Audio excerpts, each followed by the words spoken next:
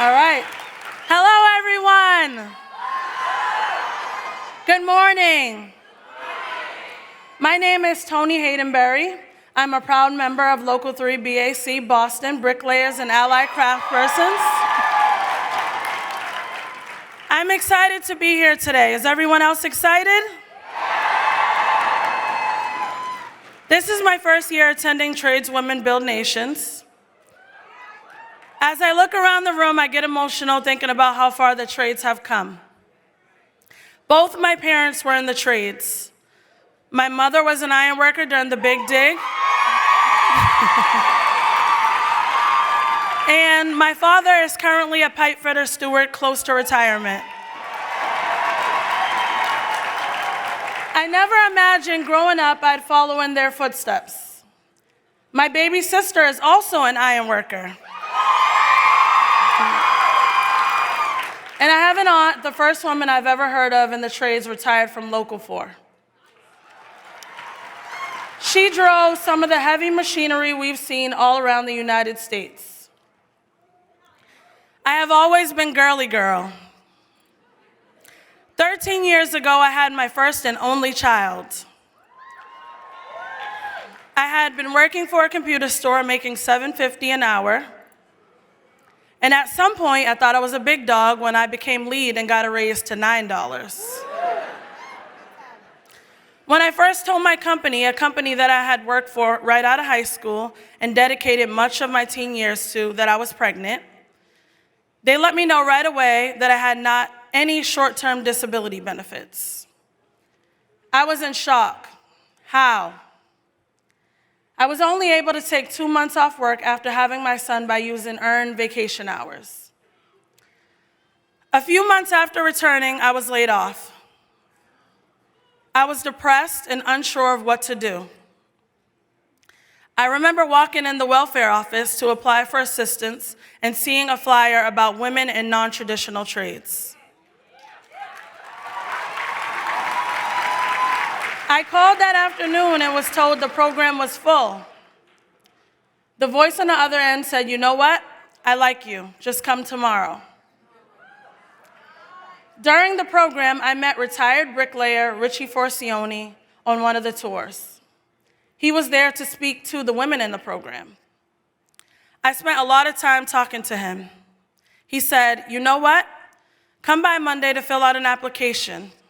I said to myself, bricks? I don't think so. Imagine me. Y'all, I had long nails, and I was wearing a dress, heels, when I arrived on Monday and did the application. A week later, I got an acceptance letter. I got so scared, I went and got my first tattoo and piercing to try to fit in.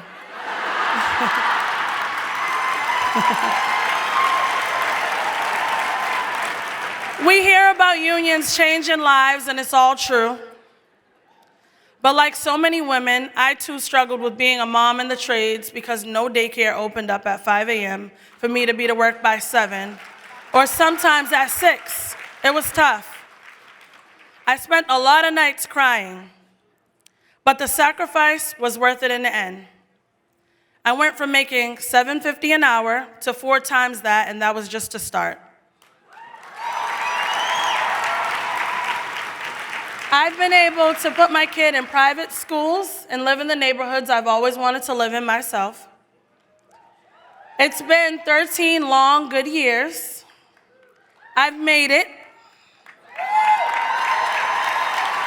I can now show my 13-year-old buildings that we drive by that we built. Looking back, I realized I wish I had access to mentorship, especially when I was starting out in the apprenticeship. So I went to the president of my local and asked about starting one, and he was all in. Since then, myself and a few other women have been meeting, talking, and lifting each other up, just showing up for each other. It's only been a few months, and the program has already accomplished so much. I'm here to say nothing is impossible. Through this, I've learned no complaints get answered without being a part of the solution. I am proud of us, Tradeswomen Build Nations. Cheers to the 22-year-old single mother applying for welfare turned bricklayer.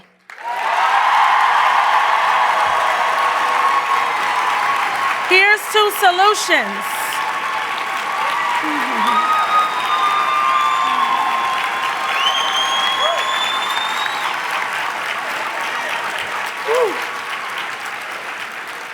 I'm gonna try not to be crying. My story, and so many others, is what our next speaker has been working on his entire career to ensure other women can achieve. Sisters, please stand up with me and help me to introduce one of our tradeswomen's biggest allies and greatest supporters, our brother and leader of North America's Building Trades Unions. Ladies, put your hands together for NAB2 President Sean McGarvey.